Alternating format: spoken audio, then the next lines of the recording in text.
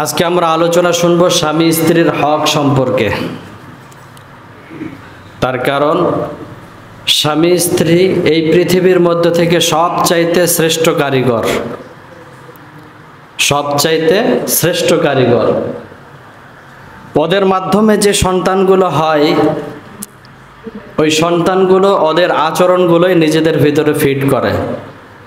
এই জন্য স্বামী স্ত্রীর ভিতরে কি হক রয়েছে একে অন্যের উপরে, সে সম্পর্কে আজকে ইনশাআল্লাহ কথা শুনব। স্বামী স্ত্রীর মাঝের সম্পর্কটা হলো অত্যন্ত মূল্যবান এবং সুন্দর এবং গুরুত্বপূর্ণ একটা সম্পর্ক। অত্যন্ত মূল্যবান, গুরুত্বপূর্ণ এবং সুন্দর একটা সম্পর্ক। তার কারণ ওই স্বামী স্ত্রী একসময় পিতামাতা হয়, আর ওই পিতামাতাই একসময় সন্তানের জন্য অনুসারক হয়। মানে সন্তান পিতামাতার কাছে যা পায় তাই সেটা নিজের ভেতরে ফিট করে। আর ওদের মাধ্যমেই আল্লাহ রাব্বুল আলামিন এই পুরা পৃথিবীকে টিকিয়ে রেখেছেন। চিল্লায় বলেন সুবহানাল্লাহ। সেটা কিভাবে? আল্লাহ পাক বলছেন ওয়াবাসা মিনহুমা রিজালান কাসীরান ওয়া নিসাআ। ওই যে প্রথমে দুইজন মানুষ ছিল, ওই দুইজন মানুষের মাধ্যমে আল্লাহ পাক মানুষ বাড়াতে বাড়াতে এক পর্যায়ে এতগুলো মানুষ বাড়িয়ে ফেলেছেন। এই জন্য স্বামী স্ত্রী এই দুইজনের মাঝের যে সম্পর্কটা হবে, এইটা অত্যন্ত মূল্যবান একটা সম্পর্ক। এই সম্পর্কটা সুন্দর করার জন্য সবচাইতে জরুরি যে বিষয়টা, সেটা হলো একে অন্যের হকের প্রতি লক্ষ্য রাখা। বলেন তো দেখি, কিসের প্রতি লক্ষ্য রাখা? হকের প্রতি লক্ষ্য রাখা। তার কারণ স্বামী যখন বুঝবে যে আমার কি দায়িত্ব রয়েছে আমার স্ত্রীর, স্ত্রী যখন বুঝবে আমার কি দায়িত্ব রয়েছে আমার স্বামীর, এবং ওরা দুইজন যখন একজন অন্যের হক আদায় করবে, দেখবেন ওদের ভেতরে আর কোনো মনোমালিন্য হবে না এবং সংসারটাকে সুন্দর করে দিবেন কে? কিন্তু সমাজের ভেতরে একটা জিনিস লক্ষ্য করা যায়, সেটা হলো সবাই নিজের হক দাবি করে। নিজের যে একটা দায়িত্ব রয়েছে, এই দায়িত্বের ক্ষেত্রে কেউ ভ্রুক্ষেপ করে না। আপনার কি হক রয়েছে, আপনি সেই হকটা পরিপূর্ণভাবে আদায় করার জন্য নিজের জীবন পর্যন্ত দিয়ে দিচ্ছেন। কিন্তু আল্লাহ পাক যা আপনার উপরে কিছু দায়িত্ব দিয়েছেন, অন্যের হক আপনার প্রতি আছে, ওই দায়িত্ব পালন করার ক্ষেত্রে আমরা একটুকু চিন্তা করি না। সমাজের ভেতরে দেখবেন অনেক বাবা মা রয়েছে, তারা চিন্তা করে যে আমার সন্তানের উপরে আমার কি হক রয়েছে। অনেক নেতা মনে মনে চিন্তা করে আমার কর্মীর উপরে আমার কি হক রয়েছে। অনেক স্বামী মনে করে আমার স্ত্রীর উপরে আমার কি হক রয়েছে। কিন্তু এই প্রত্যেকটা শ্রেণী একবারও চিন্তা করে না যে ভিন্নজন ব্যক্তি যে রয়েছে, ওর কি অধিকার আমার উপর রয়েছে। ঠিক কিনা বলেন? যারা আমরা কর্মী রয়েছি, আমরা রাস্তায় দাঁড়িয়ে আন্দোলন করতে করতে নিজের জীবন পর্যন্ত দিয়ে দিচ্ছি। কেন? কিসের কারণে? নিজের হক আদায় করার জন্য। কিন্তু ওই মানুষটা যদি স্বামী হয়ে থাকে, ওই ছেলেটা যদি সন্তান হয়ে থাকে, ওর উপরে ওর বাবার হক আছে না নাই? বলেন। ও যদি স্বামী হয়ে থাকে, ওর উপরে ওর স্ত্রীর হক আছে না নাই? আছে। কিন্তু দেখা যায় যে সে নিজের হক আদায় করতে চায় না। এই হক আদায় করার ক্ষেত্রে সবচাইতে গুরুত্বপূর্ণ বিষয় যেটা, সেটা হলো আল্লাহ রাব্বুল আলামিনের বিধান মানা এবং আল্লাহর রাসূল সাল্লাল্লাহু আলাইহি ওয়াসাল্লামের তরিকা মানা। আল্লাহ পাক কি বিধান কোরআনে নাজিল করেছেন, আল্লাহর হাবিব সাল্লাল্লাহু আলাইহি ওয়াসাল্লাম তিনি তিনার মুখ দিয়ে হকের ক্ষেত্রে, অধিকারের ক্ষেত্রে কি বলেছেন, এগুলো যদি আমরা ফলো করি, তাহলে দেখব একজনে অন্যের হক আদায় করাটা আমাদের জন্য খুব সহজ হয়ে যাবে। এর বিপরীতে আমরা যদি আল্লাহর রাসূলের তরিকা, আল্লাহ রাব্বুল আলামিনের বিধানকে ফলো না করে শয়তানের বিধান ফলো করি, তাহলে বলেন তো দেখি নারাজ হবেন কে? চিল্লায় বলেন, নারাজ হবেন কে? আল্লাহর হাবিব সাল্লাল্লাহু আলাইহি ওয়াসাল্লাম বলেন, বুখারী মুসলিমের বর্ণনা, আল্লাহর রাসূল সাল্লাল্লাহু আলাইহি ওয়াসাল্লাম সাহাবায়ে কেরামদেরকে বোঝাচ্ছেন, প্রতিটা দিন শয়তান সমুদ্রের মাঝে পানির উপরে সে তার আসন গেড়ে বসে যায় এবং সে তার প্রত্যেকটা কর্মীকে বলে দেয়, পৃথিবীর আনাচে কানাচে চলে যাও, ওখানে চলে যাও, ওখানে চলে যাও, গিয়ে মানুষগুলোকে প্রবণতা দাও, কুমন্ত্রণা দাও, ভালো কাজ থেকে বিরত রেখে খারাপ কাজের মধ্যে লাগিয়ে দাও। আল্লাহর হাবিব সাল্লাল্লাহু আলাইহি ওয়াসাল্লাম বলেন, এক পর্যায়ে তাদের ডিউটি যখন শেষ হয়ে যায়, প্রত্যেকটা কর্মী তাদের নেতার কাছে এসে হাজির হয়ে যায়। আল্লাহর রাসূল বলেন, একদিন এক কর্মী এসে বলেন, ও আমার মনিব, আমার নেতা, আমি বেশি কিছু কাজ করতে পারি নাই, জাস্ট শুধু এতটুকু কাজ করেছি। একজন মানুষ নামাজে যাচ্ছিল, মাঝপথে আমি তাকে এমন কিছু কাজের মধ্যে লাগিয়ে দিয়েছি, সে নামাজ ছেড়ে দিয়ে সেই কাজের মধ্যে লিপ্ত হয়ে গিয়েছে। সেই শয়তান সেই ব্যক্তিকে ধরে, সেই শয়তানকে ধরে নিজের কাছে ডেকে আনলেন। ডেকে আনার পরে বলে, তুমি সবচাইতে বড় কাজ করেছো। তার কারণ একজন মানুষ যখন নামাজ আদায় করে তখন সেই মানুষটা একজনের নিকটবর্তী হয়ে যায়। চিল্লায় বলেন তো দেখি উনি কে? একজন মানুষ যখন আল্লাহর নিকটবর্তী হতে চায় তখন সে যেন নামাজ আদায় করে। ওই শয়তান নেতা বলে যে তুমি তো ভালোই কাজ করেছো, তার কারণ ও যদি নামাজটা আদায় করতে পারতো তাহলে ডিরেক্টলি তো আল্লাহর নিকটবর্তী হয়ে যেত। তার কারণ আল্লাহ তো নিজেই কোরআনের ভেতরে বলেছেন, ওয়াসজুদ ওয়াকতারিব, সিজদা দাও আর আল্লাহর নিকটবর্তী হয়ে যাও। সুবহানাল্লাহ বলেন। এক পর্যায়ে আরো একটা কর্মী শয়তানের কাছে এসে বলেন, ও আমার নেতা, বেশি কিছু কাজ করতে পারি নাই, ছোট্ট একটা কাজ করেছি। অমুক এলাকার একজন দম্পতি ছিল, তারা খুব সুন্দরভাবে তাদের জীবন পরিচালনা করছিল, তাদের মাঝে গিয়ে আমি কুমন্ত্রণা দিয়ে ঝগড়া লাগিয়ে দিয়েছি। এমনকি সেই ঝগড়ার মাধ্যমে উভয়ের মাঝে বিচ্ছেদ সংঘটিত হয়ে গিয়েছে। নাউজুবিল্লাহ। উভয়ের মাঝে বিচ্ছেদ সংঘটিত হয়ে গিয়েছে। মুসলিমের বর্ণনা, আল্লাহর রাসূল সাহাবাদেরকে শোনাচ্ছেন। ওই শয়তানের নেতা তার সেই সিংহাসন থেকে নেমে ওই পিচ্চি যে একটা শয়তান ছিল যে এই কাজটা করতে পেরেছে তাকে বুকে টেনে ধরেছে, ধরে বলেন, তুমি দুর্বল হতে পারো, তুমি ছোট হতে পারো, কিন্তু তুমি যে কাজটা করেছো এই কাজটা সবচাইতে বড় কাজ। নাউজুবিল্লাহ বলেন। তাহলে কি বুঝলেন? স্বামী স্ত্রীর মাঝের যেই সম্পর্ক, যেই ভালোবাসা, এই ভালোবাসাটা অত্যন্ত মূল্যবান আর শ্রেষ্ঠ ভালোবাসা।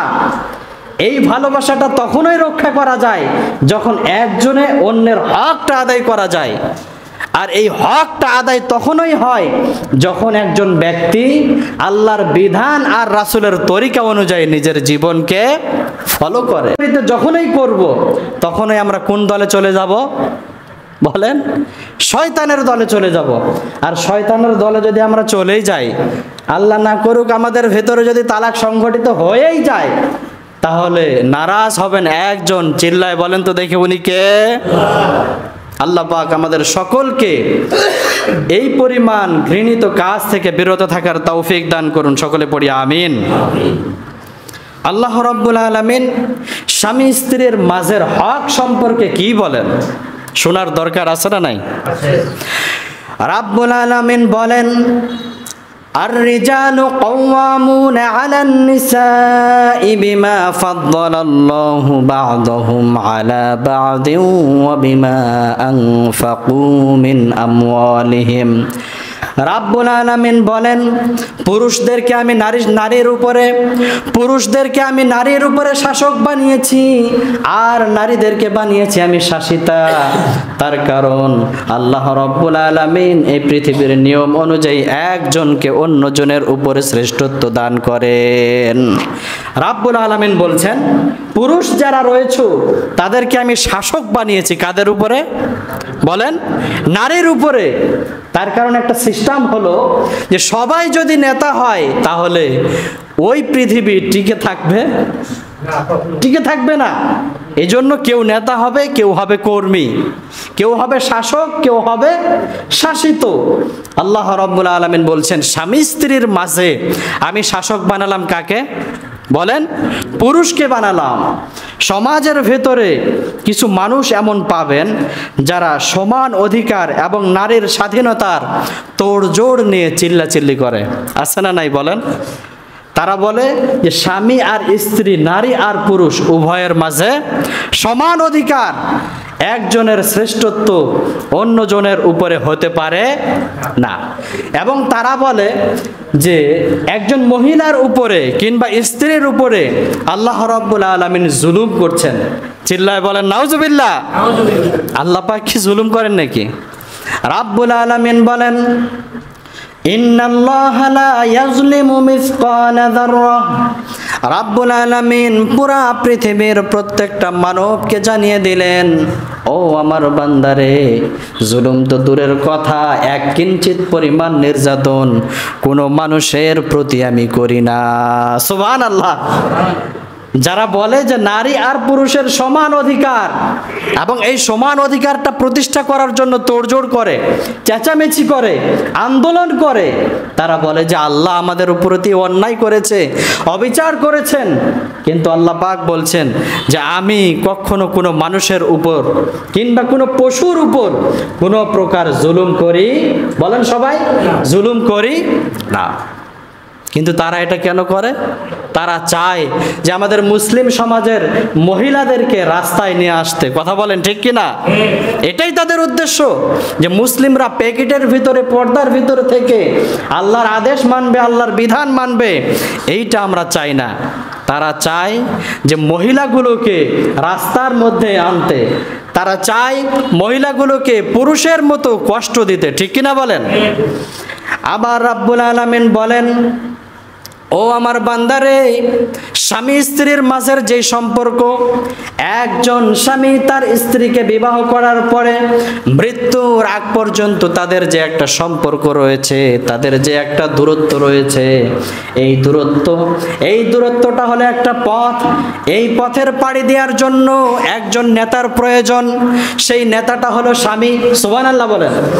আবার আল্লাহর হাবিব সাল্লাল্লাহু আলাইহি ওয়াসাল্লাম বলেন, কানজুল উম্মাল নামক কিতাবের মধ্যে এসেছে, আল্লাহর হাবিব বলেছেন, ক্ষুদ্র যদিও দল হয়, একটা দল, সেই দলটা যদিও ক্ষুদ্র হয়, যতই ছোট হোক না কেন, সেই দলের মধ্য থেকে একজনকে তোমরা নেতা বানিয়ে নাও। সুবহানাল্লাহ বলেন।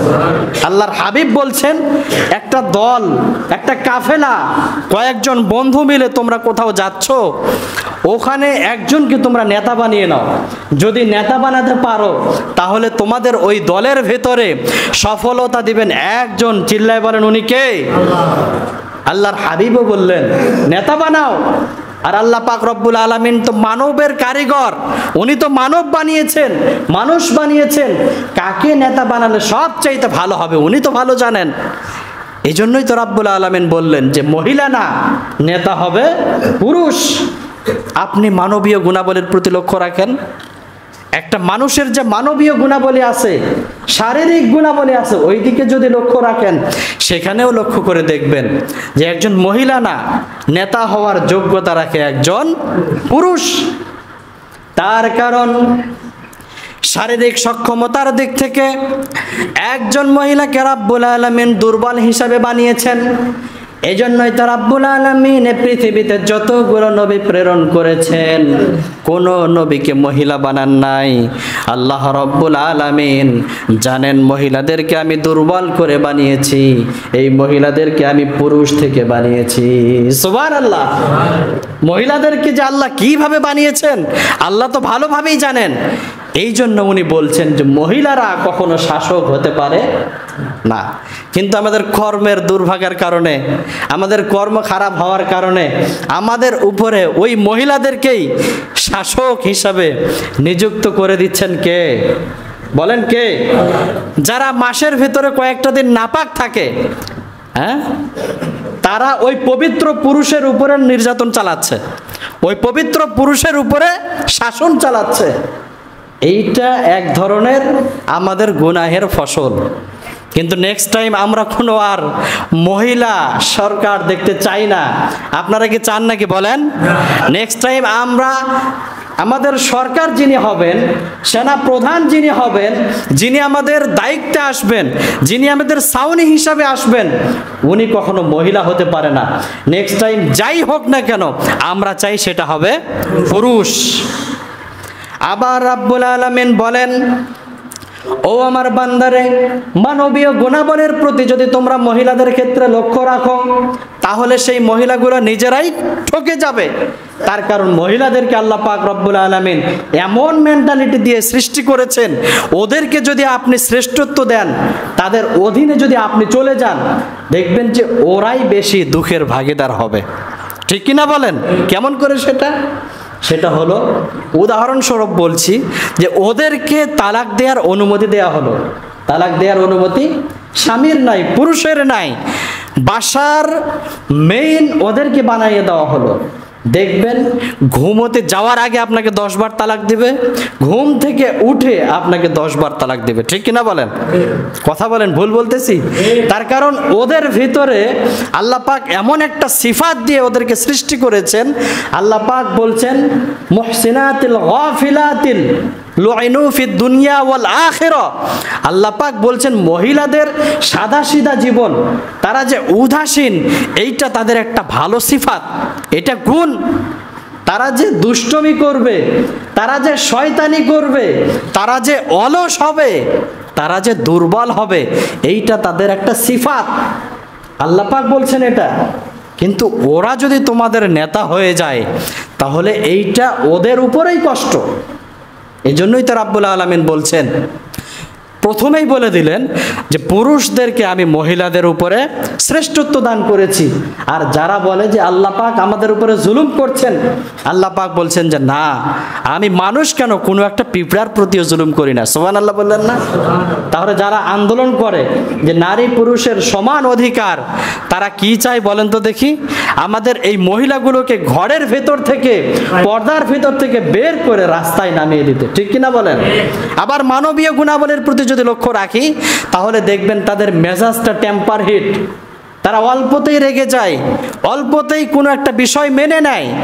আমার যুবক ভাইরা জানে, তাদেরকে আপনি অল্প একটু পটানোর চেষ্টা করবেন, তারা পটে যাবে।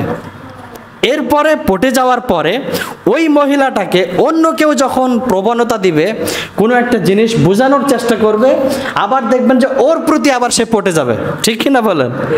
তার কারণ এমন একটা সিফাত দিয়ে আল্লাহ পাক রব্বুল আলামিন ওদেরকে সৃষ্টি করেছেন। এই জন্য আল্লাহ পাক রব্বুল আলামিনের বিধান, আমি পুরুষকে শাসক বানিয়েছি, এইটা মানতে আমাদের কি কোনো দ্বিমত আছে? সবাই বলেন, দ্বিমত আছে? তা পুরুষ নাকি মহিলা? বলেন সবাই। পুরুষ শাসক হবে। আল্লাহ পাক কবুল করুন, সকলে পড়ি আমিন। আমাদের তৃতীয় নাম্বার পয়েন্ট হলো যে পুরুষ ভাইয়েরা এই আয়াতটা সব সময় সুন্দর করে স্মরণ রাখে। কি আয়াত? যে আর রিজালু কাওয়ামুনা আলান নিসা।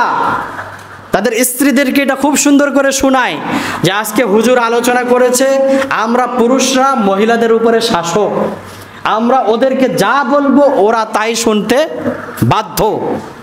কিন্তু আল্লাহ পাক রব্বুল আলামিনের আরো যে আয়াত রয়েছে, ওই দিকে আমরা লক্ষ্য করি না।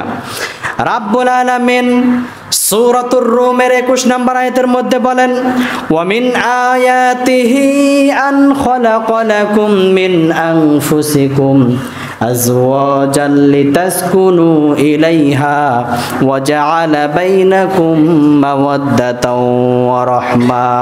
চিল্লায়ে বলেন আল্লাহু আকবার।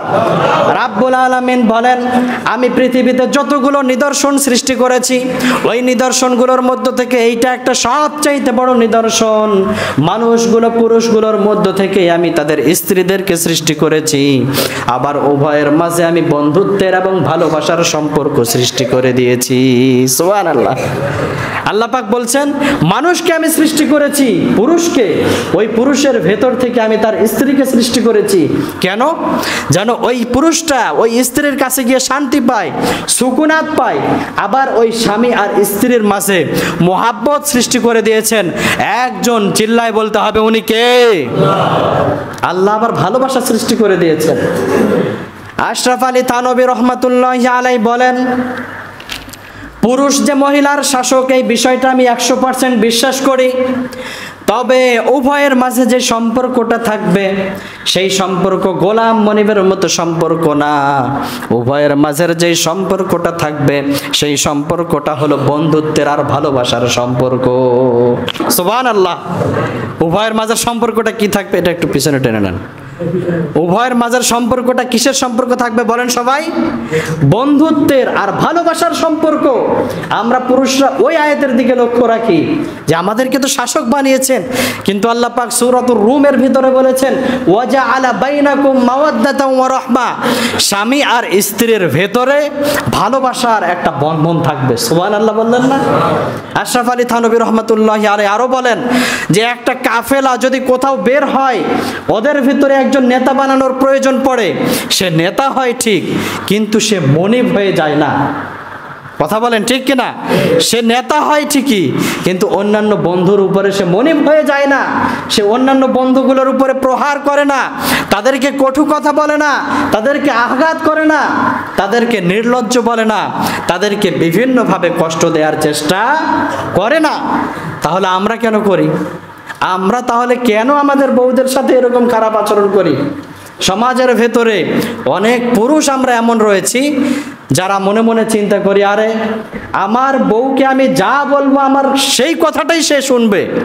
সে শুয়ে আছে, সে ঘুমিয়ে আছে, এই মুহূর্তে আমি তাকে বলবো যে আমার জন্য পানি নিয়ে আসো, সে তো বিড়ালের মতো লাফ দিয়ে উঠে আমার জন্য পানি আনবে, কিন্তু এখনো সে শুয়ে আছে কেন? এরকম চিন্তা আমাদের ভেতরে আসে না নাই বলেন? কিন্তু তার দিকটাও তো লক্ষ্য রাখতে হবে, সে কি চায়, সে সুস্থ আছে নাকি অসুস্থ, ওর বিষয়টাও লক্ষ্য রাখার দরকার আছে না নাই? কথা বলেন। তার কারণ আল্লাহর হাবিব বলেছেন পৃথিবীর মধ্যে এই যে ভালোবাসার যে একটা সম্পর্ক, এই সম্পর্কগুলোর মধ্যে থেকে সবচাইতে শ্রেষ্ঠ সম্পর্ক হলো স্বামী স্ত্রীর মাঝের সম্পর্ক। এটা কেমন সম্পর্ক?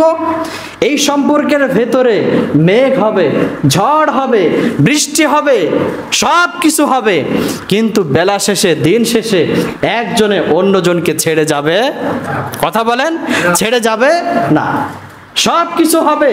তার কারণ মানবীয় গুণাবলী তাকে দিয়ে আল্লাহ সৃষ্টি করেছেন। আল্লাহ পাক নিজেই বলছেন মহিলাদেরকে আমি গাফেল হিসাবে সৃষ্টি করেছি, তোমরা বলবা একটা, সে করবে আর একটা। এইটা তাদের সুন্দর একটা সিফাত।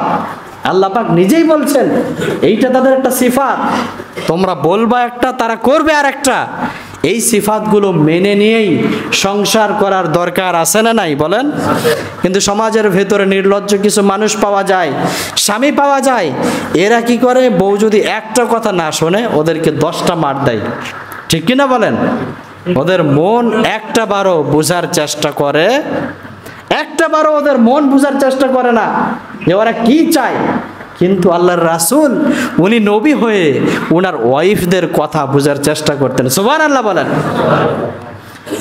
আল্লাহর হাবিব সাল্লাল্লাহু আলাইহি ওয়াসাল্লাম আম্মা জান আয়েশা সিদ্দিকা রাদিয়াল্লাহু তাআলা আনহাকে বলছেন, ও আমার কলিজার টুকরা স্ত্রী আয়েশা, তুমি কখন আমার প্রতি অভিমান করো আমি জানি। আল্লাহর হাবিবের স্ত্রী আয়েশা রাদিয়াল্লাহু তাআলা আনহা বলছেন, ইয়া রাসূলুল্লাহ, আমি আবার আপনার প্রতি অভিমান করি আর আপনি এটা বুঝে ফেলেন কিভাবে আমাকে বলেন তো দেখি। আল্লাহর হাবিব বলেন, ও আয়েশা, তুমি যখন আমার প্রতি রেগে থাকো, অভিমান করো, তখন তুমি যখন রবের কাছে কোনো বিষয়ে দোয়া চাও, রবের কাছে কোনো কিছু চাও, রবকে বলো, ও ইব্রাহিমের রব, আপনি আমার এই দোয়াটা কবুল করে নেন। আর যখন আমার প্রতি তুমি সন্তুষ্ট থাকো, তখন বলো, ও মুহাম্মাদের রব, তুমি আমার দোয়াটাকে কবুল করে নাও। সুবহানাল্লাহ বলেন। কিন্তু আল্লাহর রাসূল ওই জায়গায় যদি বলতেন, আরে আমি তো আল্লাহর রাসূল, আমি তো তোমার স্বামী, তুমি আমার প্রতি অভিমান করে ইব্রাহিমের নাম দিয়ে রবের কাছে দোয়া চাচ্ছ, উনি তো পারতেন মার দিতে, কিন্তু মার দিয়েছেন? কত সুন্দর করে টেকনিক দিয়ে ওনাকে বুঝাই দিয়েছেন, ও আয়েশা তোমার ওই অভিমান আমি ধরে ফেলেছি, কিন্তু আমরা তো ওটা করি না। সে যদি বলে যে আমি পানি দিতে পারবো না, আমি খাবার দিতে পারবো না, তুমি একটু কষ্ট করে ওখান থেকে তুলে নিয়ে খাও, শুরু হয়ে যায় মার আর মার। আছে না নাই বলেন? আবার আল্লাহর হাবিব সাল্লাল্লাহু আলাইহি ওয়াসাল্লাম নবী হওয়া সত্ত্বেও, সার্বক্ষণিকভাবে ওই রবের সাথে ওনার কথোপকথন হওয়া সত্ত্বেও উনি ওনার স্ত্রীদের মন বুঝতেন। যখন আল্লাহর হাবিব সাল্লাল্লাহু আলাইহি ওয়াসাল্লামের প্রিয় সহধর্মিনী আম্মা জান আয়েশা সিদ্দিকা রাদিয়াল্লাহু তাআলা আনহাকে ইফকের ঘটনাকে কেন্দ্র করে অপবাদ দেয়া হলো, ওনার প্রতি কিয়ামতের বিভীষিকাময় ময়দান শুরু হয়ে গেল। আম্মা জান আয়েশা সিদ্দিকা রাদিয়াল্লাহু তাআলা আনহাকে নিয়ে আল্লাহর হাবিবও চিন্তায় পড়ে গেলেন। এক পর্যায়ে সেই আয়েশাকে আল্লাহর হাবিব জিজ্ঞাসা করলেন, ও আয়েশা তুমি যদি পাপ শয়তানের প্রবণতায় পড়ে করেই থাকো, রবের কাছে মাপ চাও, আর যদি তুমি কোনো পাপ না করেই থাকো তাহলে ধৈর্য ধারণ করো, ওই রব তোমার প্রতি কোরআন নাজিল করে তোমাকে পবিত্র ঘোষণা করবেন। সুবহানাল্লাহ বললেন না? আল্লাহর হাবিব ইফকের ঘটনা আপনারা সবাই জানেন। ইফকের ঘটনায় আল্লাহর রাসূল দেখছেন আমার প্রিয় সহধর্মিনী টেনশনে আছে, আমার প্রিয় সহধর্মিনী চিন্তায় আছে, কিন্তু আপনি যদি ওই জায়গায় থাকতেন, আপনার স্ত্রীকে নিয়ে যদি ওই রকম কথাবার্তা চলতো এবং দু চারটা প্রমাণও দাঁড়িয়ে যেত মুনাফেক মার্কা, আপনি আপনার স্ত্রীকে কি করতেন বলেন তো দেখি? হ্যাঁ, 1 2 3 বলে সাথে সাথেই ব্যাগটাকে বের করে দিয়ে বলতেন তুই তোর বাবার বাসা যা, ঠিক কিনা বলেন? আল্লাহর রাসূল বলছেন, ও আয়েশা এত টেনশনের কি আছে, তুমি যদি পাপ করেই থাকো রবের কাছে মাপ চাও, আর যদি পাপ না করো ওই রব আমার প্রতি কোরআন নাজিল করবেন এবং তোমার পবিত্রতা বর্ণনা করবেন কে? এক পর্যায়ে আম্মা জান আয়েশা সিদ্দিকা রাদিয়াল্লাহু তাআলা আনহা এর পবিত্রতাকে ঘোষণা দিয়ে রাব্বুল আলামিন কোরআন নাজিল করে দিয়ে জানাই দিলেন, ও আল্লাহর রাসূল তোমার ওয়াইফ আয়েশা রাদিয়াল্লাহু তাআলা আনহা পবিত্র। আম্মা জান আয়েশা সিদ্দিকা রাদিয়াল্লাহু তাআলা আনহাকে যখন এই পবিত্রতার ঘোষণা ওনার বাবা দেন, আম্মা জান আয়েশা উপর হয়ে ক্রন্দন করেন, মনের ভিতরে বিশাল এক ব্যথা। উনি মনে মনে চিন্তা করেন, আল্লাহর রাসূল আমাকে এই কথা বলার আগ পর্যন্ত যতগুলো মানুষ আমাকে অপবাদ দিয়েছে, ওই অপবাদগুলোকে আমি অপবাদ মনে করি নাই, তার কারণ আমার রাসূল আমাকে অপবাদ দেয় নাই। কিন্তু আমার রাসূল যখন বললেন, ও আয়েশা তুমি যদি পাপ করেই থাকো রবের কাছে মাপ চাও, যখন এই কথা বলেছেন যে পাপ যদি করেই থাকো মাপ চাও, উনি মনে মনে চিন্তা করলেন, আরে যাকে আমি জীবনের চাইতেও বেশি ভালোবাসি মুহাম্মদ, ওই মুহাম্মদ আমাকে বলছেন যে যদি পাপ করে থাকো মাপ চাও। আল্লাহর রাসূলের প্রতি উনি অভিমান করলেন। এই অভিমানটা কিসের? ভালোবাসার অভিমান। আবু বকর সিদ্দিক রাদিয়াল্লাহু তাআলা আনহু বলেন, ও আয়েশা রব তোমার প্রতি কোরআন নাজিল করেছেন, দাঁড়িয়ে যাও, মুহাম্মদের কাছে চলে যাও, সুসংবাদটা মুহাম্মদকে দিয়ে দাও। আল্লাহর হাবিব তৎক্ষণাৎ সেখানে দাঁড়িয়ে রয়েছেন। আম্মা জান আয়েশা সিদ্দিকা রাদিয়াল্লাহু তাআলা আনহা বলছেন, আমি আমার রবের শুকরিয়া আদায় করব, আমি অন্য কোনো মানুষের কিংবা নবীর শুকরিয়া আদায় করব না। সুবহানাল্লাহ। আম্মা জান আয়েশা কি বলেন? আমি কোনো নবীর শুকরিয়া আদায় করব না, আমি শুকরিয়া আদায় করব আমার রবের। তার কারণ সবাই তো আমাকে ভুল বুঝেছে। ওই সময় যদি রাসূল বিশাল বড় একটা লাঠি নিয়ে চলে আসতেন, আরে আমার প্রতি কোরআন নাজিল হয়ে তোমার পবিত্রতা ঘোষণা হলো আর তুমি বলছো আমার শুকরিয়া আদায় করব না, বলতে পারতেন কিনা বলেন? পারতেন তো। এইটা তো বলার উনি অধিকার রাখেন, তার কারণ উনার উপরে কোরআন নাজিল হয়েছেন। কিন্তু আল্লাহর রাসূল ওখানে নবী হিসাবে দাবি করেন নাই, ওইখানে উনি নিজেকে প্রেজেন্ট করেছেন যে আমি একজন স্বামী, আমার প্রতি আমার স্ত্রীর অভিমান রাগ থাকতে পারে, এটাই স্বাভাবিক।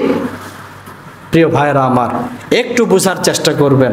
আল্লাহর রাসূল সাল্লাল্লাহু আলাইহি ওয়াসাল্লাম উনি ওনার ওয়াইফদেরকে, উনি ওনার বিবিদেরকে কত বোঝার চেষ্টা করতেন, কিন্তু আমরা সেই পরিমাণ বোঝা তো দূরের কথা, 1% বোঝার চেষ্টা করি না।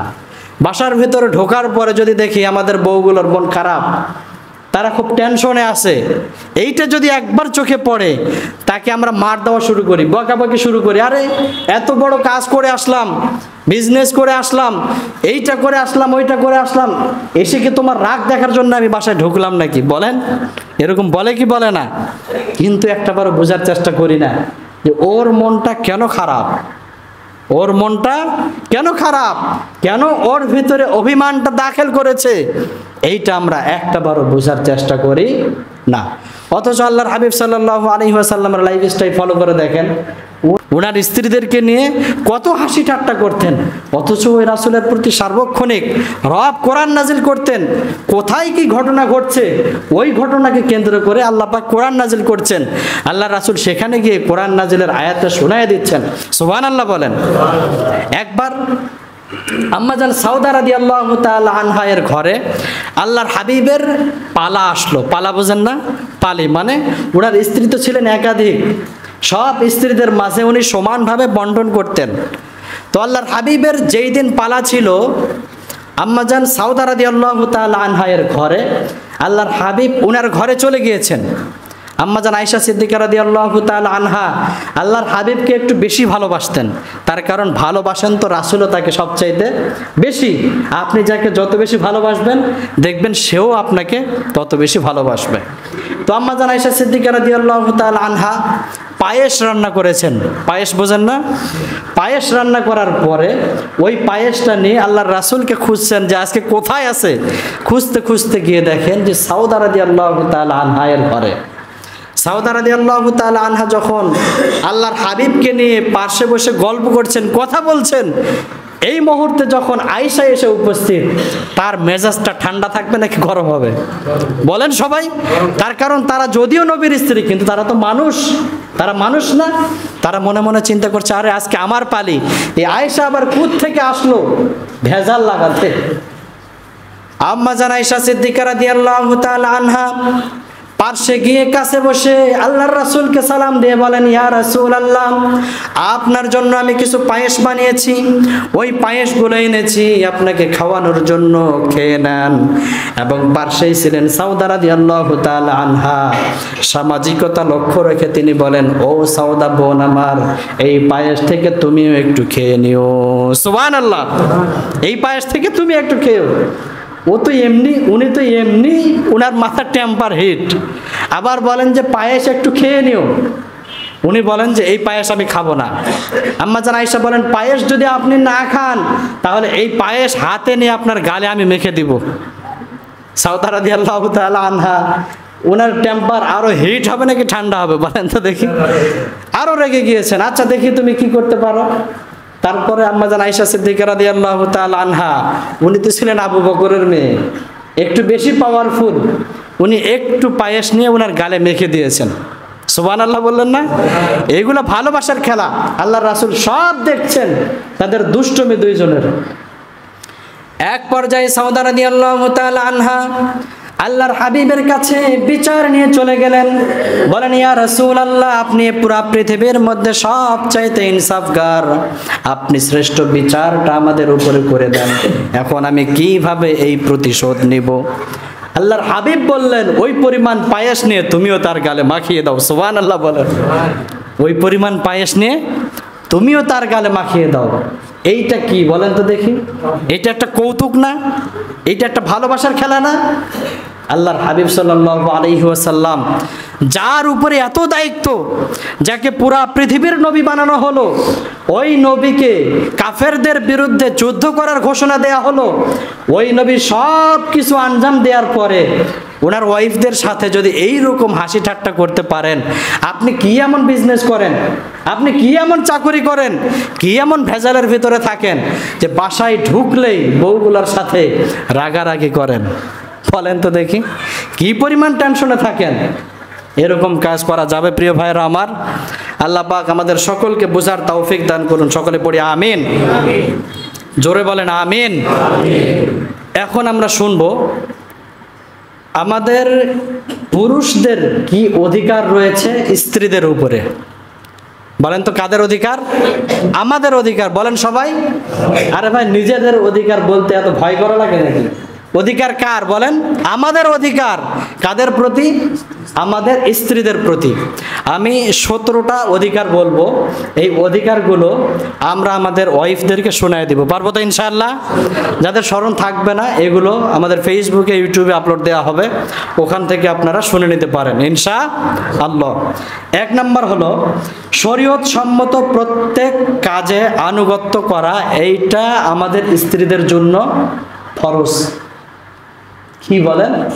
শরীয়ত সম্মত যেগুলো কাজ শরীয়ত সম্মত, এমন কাজ যদি আপনি তাকে করতে বলেন, এই কাজগুলো করতে সে বাধ্য। তাহলে আমরা বুঝলাম প্রথম নাম্বার ছিল শরীয়ত সম্মত প্রত্যেক কাজে আনুগত্য করা, এইটা স্ত্রীদের উপরে আবশ্যকীয় বিষয়। এটা ছিল প্রথম নাম্বার বিষয়। দ্বিতীয় নাম্বার হলো সর্বদা স্বামীর মন জয় করার চেষ্টা করবে। স্ত্রীদেরকে শোনাবেন যে হুজুর বলেছেন যে তোমাদের উপরে দায়িত্ব, তোমাদের উপরে দায়িত্ব, আমাদের হক যে তোমাদের উত্তম আচরণের অধিকার আমরা, মানে আমাদের সাথে তোমরা উত্তম আচরণে ভালোভাবে কথা বলার চেষ্টা করবে এবং আমাদের মন জয় করার চেষ্টা করবে। এটা ছিল দ্বিতীয় নাম্বার। তৃতীয় নাম্বার হলো অসংযত এবং খারাপ আচরণ না করা।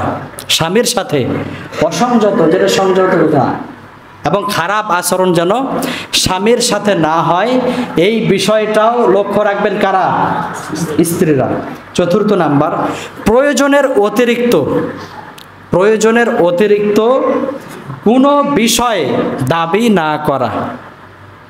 উদাহরণস্বরূপ কাপড়, বাসাবাড়ি, যেইটা প্রয়োজন পূরণ হয়ে যায় এই পরিমাণ চাওয়া স্বামীর কাছে, স্বামীকে চাপ না দেয়া। আপনাকে 2000 টাকার একটা 3 পিস দিলেই হয়, কিন্তু আপনি বলছেন যে আমাকে 4000 টাকা দিতে হবে, এমন অত্যাচার স্বামীগুলোর উপরে করা যাবে না। 5 নাম্বার পরপুরুষের সাথে কোনো সম্পর্ক রাখা যাবে না। কোনো সম্পর্ক পরপুরুষের সাথে রাখা যাবে না। 6 নাম্বার স্বামীর অনুমতি ছাড়া ঘরের ভেতরে কাউকে ঢুকতে দেয়া যাবে না।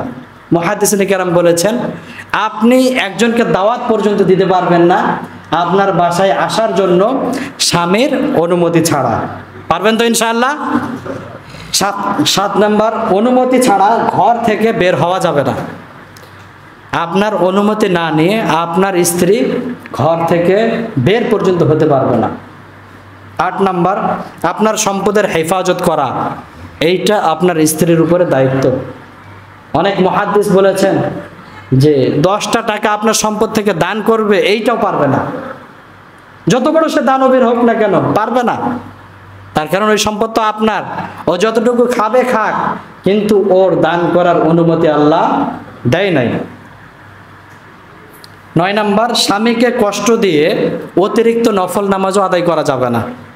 আপনি অনেক দিন পরে বাসায় এসেছেন, এখন এসে দেখেন যে আপনার স্ত্রী সেই নফলের মধ্যে মগ্ন হয়ে গিয়েছে, মানে নফল নামাজ এমন শুরু করেছে যে রাত 2টা পর্যন্ত সে নফল নামাজ আদায় করছে। লক্ষ্য রাখতে হবে নফল, অতিরিক্ত নফলের ক্ষেত্রে স্বামীর যেন কোনো প্রকার কষ্ট না হয়। 10 নাম্বার স্বামী ডাকলে যদি কোনো অসুস্থতা না থাকে, কোনো সমস্যা না থাকে, তাহলে স্বামীর ডাকে সাথে সাথেই সাড়া দেয়া। আল্লাহর রাসূল বলেছেন ওয়ালাউ আলাত তান্নুর, যদি চুলার উপরে কেউ রুটি বসায় তারপরেও স্বামীর ডাকে সাড়া দিতে হবে। 11 নাম্বার স্বামীর আমানত, স্ত্রীর ইজ্জতকে হেফাজত করা। 12 নাম্বার দরিদ্র ও অসুন্দর হওয়ার কারণে স্বামীকে নিয়ে কটাক্ষ না করা। সমাজের ভিতরে এমন অনেক মহিলা রয়েছে, এরা কি করে যে স্বামী একটু দেখতে খারাপ, স্বামী একটু দরিদ্র, সে বলে যে তোমাকে বিয়ে না করে অন্য জায়গায় বিয়ে করলে আমি অনেক ভালো পুরুষ পেতাম। হাসে না নাই বলেন? এইভাবে স্বামীকে কটাক্ষ করা যাবে না।